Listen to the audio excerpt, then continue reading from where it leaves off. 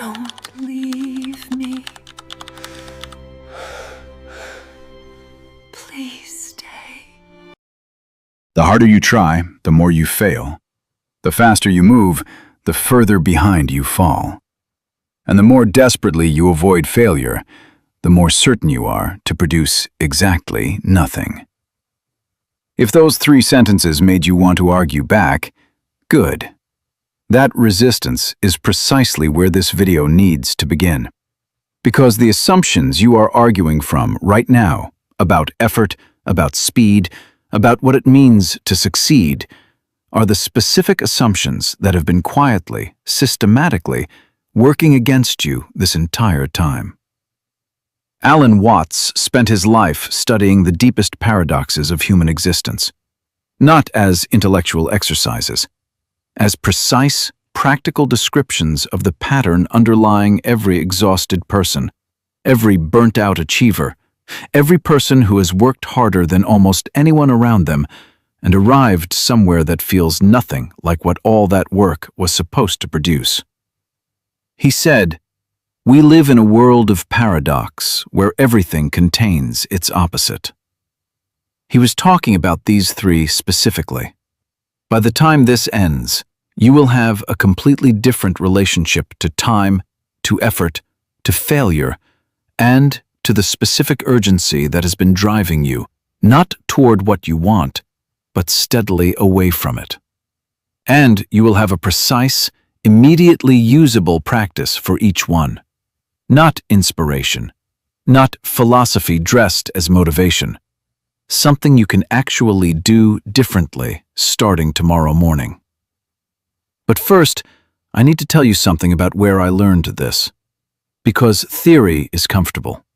Experience is the only teacher that actually changes anything. I want to tell you about a version of me that I am not proud of, and that I also understand completely. For years, more years than I'm comfortable counting, I operated on a single, unexamined assumption. That the path to the life I wanted was through maximizing every hour of every day. That time was the one resource that, properly managed, properly optimized, properly controlled, would eventually produce everything I was working toward. I made lists. I tracked hours. I cut sleep to 5 hours because the person I had decided to become did not have time for more. I ate at my desk. I canceled things. I measured my days in productivity scores and felt the specific, low-level anxiety that arrives when any hour passes without something to show for it. I called this discipline. I was proud of it. And then one winter, my body simply stopped. Not gradually, completely. A physical collapse that put me horizontal for 2 weeks and stripped away, in 48 hours, every system I had spent years building. The productivity tools, the schedules, the carefully constructed architecture of the optimized life, none of it survived the moment my body decided it was done cooperating. I lay there, genuinely unable to get up, genuinely unable to push through, genuinely unable to will my way past what had arrived, and something happened in that stillness that none of my working had ever produced. I thought clearly. For the first time in years, with nowhere to be and nothing to optimize, I thought clearly about what I was actually doing with my life and why. And what I saw in that enforced clarity was not the productive, forward-moving achiever I had constructed in my head. I saw someone who had spent years desperately running from the possibility that if they slowed down, stopped, or failed at anything, something terrible would arrive. Someone who had mistaken the constant forward motion for progress. Someone who had been mastering time and letting time master everything that actually mattered. 3 paradoxes. That is what changed everything. Not productivity systems, not better goals. 3 precise, counterintuitive, completely verifiable truths about how the world actually operates. That every major tradition of wisdom, every relevant field of science, and every person who has built something genuinely lasting eventually discovers. Here they are. Paradox number 1. Try to master time, and time will master you.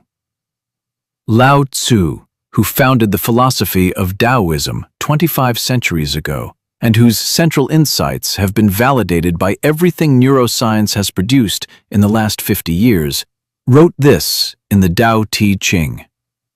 Nature does not hurry, yet everything is accomplished. Read that again slowly. Nature does not hurry, yet everything is accomplished. The tree does not sprint toward its full height. The river does not force its way to the sea. It finds the path of least resistance and follows it with total commitment until it arrives. The seasons do not rush. The tides do not negotiate. And yet, through this unhurried, completely present engagement with each moment's actual requirements, everything that needs to happen, happens. What Lao Tzu was describing has a name in Taoist philosophy. Wu Wei. Literally translated as non-action, but more precisely understood as effortless action. The kind of engagement that moves with the natural flow of things rather than against it. Not passivity, not surrender. Full, committed, intelligent engagement without the layer of desperate urgency that turns effort into its own obstacle. Now, here is what modern neuroscience says about the same thing. When you operate under chronic time pressure, when the urgency is constant, when the anxiety of not doing enough never fully dissipates, your brain releases cortisol. Chronically elevated cortisol does something specific and devastating to exactly the cognitive functions you need most for high performance. It impairs working memory. It narrows attention. It reduces creative problem solving. It makes you more reactive and less strategic. It prioritizes immediate threat response over long-term planning. In other words, chronic urgency makes you worse at the things you are urgently trying to do well. The brain that feels it never has enough time consistently produces lower quality work, makes poorer decisions, and misses the lateral thinking that produces the most important breakthroughs, precisely because it is too contracted by urgency to think broadly. Here is the most powerful real-world illustration of this paradox. In 1911, two teams raced to become the first to reach the South Pole. Roald Amundsen led one team. Robert Falcon Scott led the other. Both teams were composed of capable, motivated, experienced people. Both had access to comparable resources. Amundsen's strategy was precise and counterintuitive. His team traveled a consistent 20 miles per day regardless of conditions. On good days, when conditions were ideal and the team could have pushed further, they stopped at 20 miles. On brutal days, when every instinct said to rest, they completed their 20 miles. Consistent, sustainable, unhurried by the standards of maximum effort. Scott's team pushed as hard as possible on good days, trying to bank distance, and rested on bad days. Their pace was controlled by conditions rather than by a sustainable rhythm. Amundsen reached the South Pole first. His entire team returned alive. Scott's team arrived at the pole 34 days later. None of them made it back. The difference was not will, not capability, not resources. The difference was the understanding that sustainable pace, consistently applied, covers more ground and loses fewer people than maximum effort irregularly delivered. The urgency to go further on good days costs you on the bad ones. The attempt to master time through maximum extraction exhausts the very system that needs to be intact to keep moving. Here is the practice from this first paradox. Starting tomorrow morning, choose one thing you have been trying to accomplish through urgency. One area where you have been pushing as hard as possible and wondering why the pushing does not seem to be producing what it should. And for the next 7 days, apply Amundsen's principle. Choose a sustainable pace. A specific, repeatable output that you can deliver every single day regardless of conditions. Not the maximum you can produce on your best day, the consistent amount you can produce every day, including your worst. Then watch what a week of consistent, sustainable output produces compared to a week of urgency-driven maximum effort. The result will tell you more than I can. Paradox number 2. Try to go too quickly, and you will fall. The United States Navy SEALs, arguably the most performance-optimized human beings on the planet, operate by a principle that sounds almost like a contradiction coming from them. Slow is smooth. Smooth is fast. It means this. The operator who moves at a controlled, deliberate pace executes with precision. Every movement placed correctly. Every decision made cleanly. No energy wasted on course correction. No time lost recovering from mistakes created by speed. And the cumulative effect of all those clean, precise, deliberate actions is faster overall progress than the operator who moves at maximum speed and introduces errors that then require fixing. This principle extends far beyond military operations. It is one of the most consistent findings across every domain where performance has been seriously studied. In surgery, the most skilled surgeons operate with deliberate, controlled movements, not with speed as the primary goal. Speed is the result of precision, not the other way around. The surgeon who tries to go fast introduces the errors that slow everything down. In music, every master instrumentalist will tell you the same thing about learning a difficult passage. Play it slowly. Play it correctly at a slow tempo until your hands know it completely. Then increase the speed. Trying to play fast before you play correctly teaches your hands the wrong movements at high speed, and unlearning wrong movements learned fast is significantly harder than learning right movements learned slowly. Zhuangzi, the Taoist philosopher who followed Lao Tzu, told the story about a master butcher who carved an ox with such fluid, effortless precision that his blade never dulled. When asked how he achieved this, he said he had spent years learning to work with the natural structure of the animal rather than against it. He found the spaces. He followed the natural pathways. He did not force. And the result was that what looked like extraordinary ease was extraordinary mastery, achieved not through the application of more force, but through the cultivation of more understanding. You have likely experienced the physical version of this paradox. The moment when you were trying to accomplish too many things, moving too fast between them, carrying too much simultaneously, and something collapsed. Not because you lacked ability, because the system was overloaded. Because the attempt to go faster introduced exactly the conditions that slow everything down. I experienced the extreme version of this when my body forced me horizontal for 2 weeks. But I had experienced smaller versions dozens of times before that. The creative project that stalled because I tried to compress it into half the time it needed. The relationship that thinned because I was always too rushed to actually arrive in it. The skill I never fully developed because I moved to the next thing before the current one had consolidated.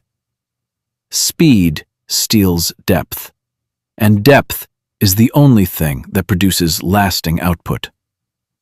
Here is the practice. Identify the one area of your life where you are currently moving fastest, where the pressure to progress quickly is highest. And ask yourself honestly, is the speed producing the quality of output that matters? Or is it producing volume without depth, motion without progress, activity without arrival? If the answer is the second, and for most people in most areas it is, then deliberately slow that one area down by 30%, not by stopping, by reducing the pace until precision becomes possible again.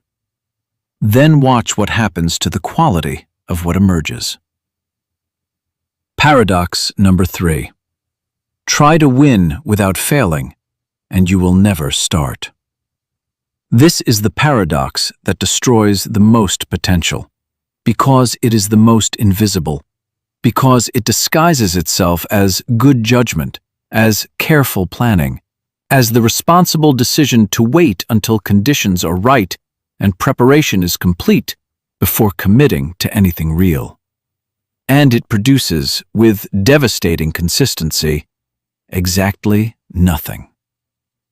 Here is what is happening in the brain when you wait for the perfect conditions to begin.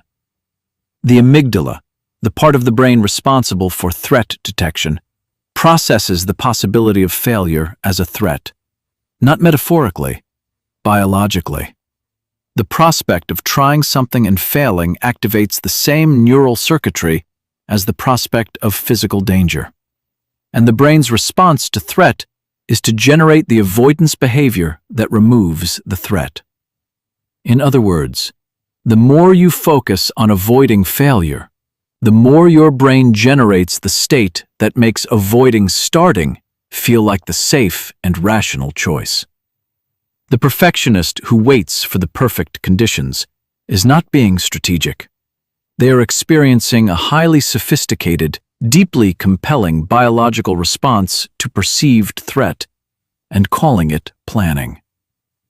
Carol Dweck, the Stanford psychologist who spent decades studying this, identified the precise distinction between people who grow through challenge and people who stagnate despite Ability.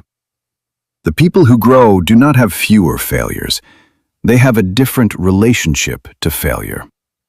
They understand failure not as a verdict on their worth or ability, but as data, information, the specific, irreplaceable feedback that only comes from having actually tried something in the actual world. The people who stagnate avoid failure, and in avoiding it, avoid the only information source that would allow them to grow. Here is the equation that changed everything about how I understand this. It is simple and brutal. Failure plus failure plus failure equals success. Not in the motivational poster sense, in the literal, operational sense. Every significant skill, every lasting creative output, every meaningful achievement you can point to in any field was preceded by a period of failure so consistent, so thorough, and so discouraging that most people who started the same journey had already quit. Edison tried over 1,000 different materials before finding the right filament for the incandescent bulb. When asked about his many failures, he said he had not failed. He had successfully identified 1,000 things that would not work. Each failure was not a step backward. It was a piece of information that made the next attempt more intelligent. The Japanese have a concept that speaks directly to this. Shoshin, beginner's mind. The deliberate, sustained cultivation of openness, curiosity, and lack of preconception. The master who retains beginner's mind does not treat each attempt as a verdict on their mastery. They treat it as an experiment. They are genuinely curious about what will happen. They are not defended against the outcome because they are not using the outcome to evaluate their worth. Beginner's mind is what allows a person to fail repeatedly without it meaning anything about them, and therefore to keep going long enough for the failures to accumulate into the understanding that success requires. I wrote for 8 months before anything I produced found an audience. 8 months of putting something into the world and receiving almost nothing back. And I can tell you from the specific, lived experience of those 8 months that they were not wasted time. They were the most essential time. Every piece that failed taught me something that the successful pieces could not have taught me without the failed ones that preceded them. The failures were the curriculum, and the person who emerged from them was genuinely different, more capable, more grounded, more clear than the person who had begun. The practice from this third paradox is the most immediately actionable of all three. Identify the one thing you have been waiting to begin until conditions were right, preparation was complete, or your confidence was sufficient. You know what it is. It has been waiting for you, probably for longer than you are comfortable admitting. And begin it today. Not the full thing, the smallest real version of it. The version so small that failure at it produces useful information rather than catastrophe. Begin that version today, because every day you wait for the perfect conditions is a day you are choosing the certainty of nothing over the possibility of everything. 3 paradoxes. 1 underlying truth. The urgency you feel to master time, to move faster, to win without the humiliation of failing, is not ambition. It is fear wearing ambition's clothes. And the more you feed the urgency, the more power you give to the fear beneath it. The more you try to force the outcome, the more you activate the exact mechanism that prevents the outcome from arriving naturally and sustainably. What all 3 paradoxes point toward is the same thing: the intelligence of working with the nature of things rather than against it.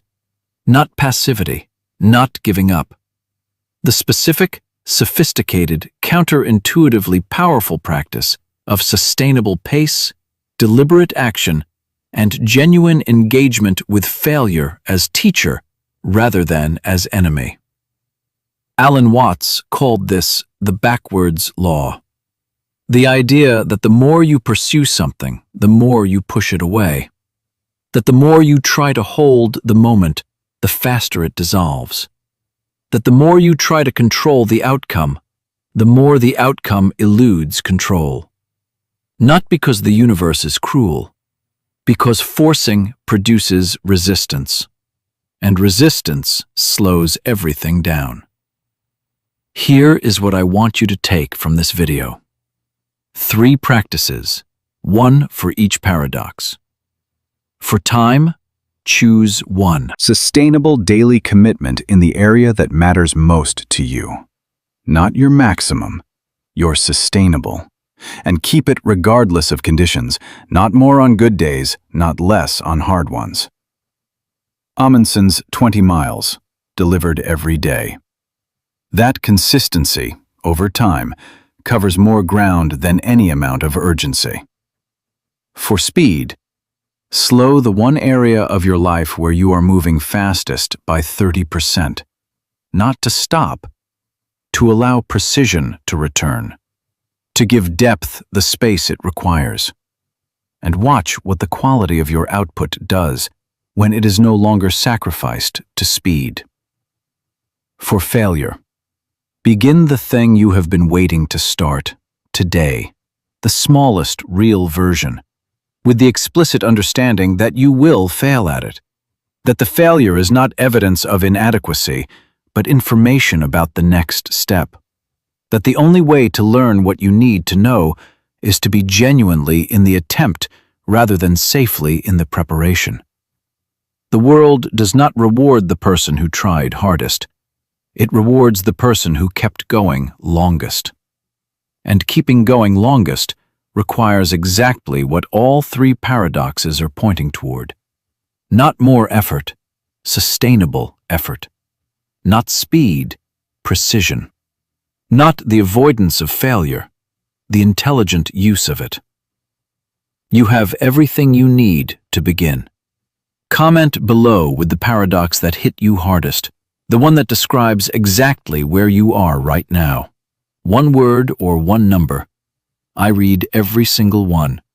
And if this opens something that one video cannot close, what comes next goes deeper. Because these three paradoxes are the surface. Beneath them is the psychology of why we resist them so completely. And that is exactly what we are going to explore next.